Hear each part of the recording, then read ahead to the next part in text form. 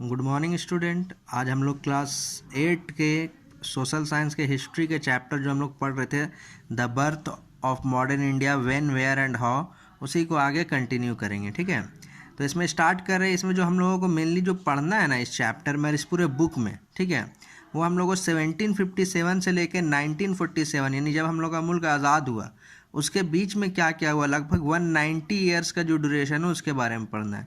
Means हम लोगों को पढ़ना है कि किस तरीके से इंडिया, मुग़ल इंडिया, पहले उससे पहले मुग़ल था, तो मुग़ल इंडिया ब्रिटिश इंडिया में चेंज हुआ। ये हम लोगों को इस चैप्टर में, इस बुक में, इस पूरे हिस्ट्री के पार्ट में हम लोगों को पढ़ना है कि मुग़ल इंडिया का ट्रांसफ़र ब्रिटिश इंडिया में किस तरीके से हो गया। ठीक है, तो यही सब चीज़ को हम लोग इसमें समझेंगे।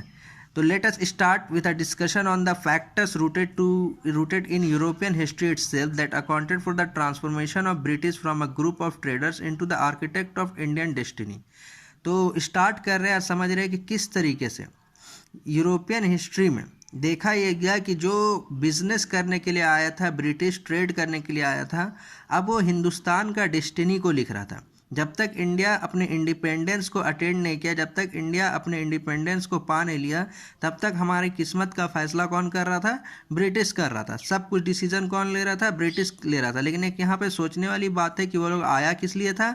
आया था वो लोग बिजनेस करने के लिए, ट्रेड करने के लिए। ठीक है, इसके अलावा हम लोग ये भी डिस्कस करेंगे इस चैप्टर में और इस पूरे बुक में कि किस तरीके से इंडिया को colonial period of Indian history भी बोला जाता है। जब ब्रिटिश रूल किया ना इंडिया में, तो उसको colonial period of Indian history भी कहा जाता है, जब during the rule of British. तो नेक्स्ट टॉपिक है हम लोग का ट्रांजिशन इन यूरोपियन हिस्ट्री। किस तरीके से यूरोपियन हिस्ट्री में ट्रांजिशन हुआ, चेंज हुआ। ठीक है, इसको समझते हैं। 17वीं सेंचुरी का जो दौर था वो नया आइडिया का दौर था, इंस्टीट्यूशन का दौर था, पॉपुलैरिटी पाने का दौर था। मतलब चेंज हो रहा था। अब मोनार्कियल से सरकारें जो थी वो चेंज हो रही थी, यानी राजा का शासन धीरे धीरे खत्म हो रहा था और नया नया सोच, नया नया फिलॉसफी, नया नया इंस्टीट्यूशन जो था वो लोगों को इंस्पायर्ड कर रहा था कि किस तरीके से हम लोगों को अब जीना है। ठीक है, उसी दौर में टेक्नोलॉजिकल एडवांसमेंट भी हुआ, यानी प्रोडक्शन के लिए जो पुराना ओल्ड तरीका था वो ख़त्म होने लगा और नया नया तरीका आने लगा। क्लियर है सबको?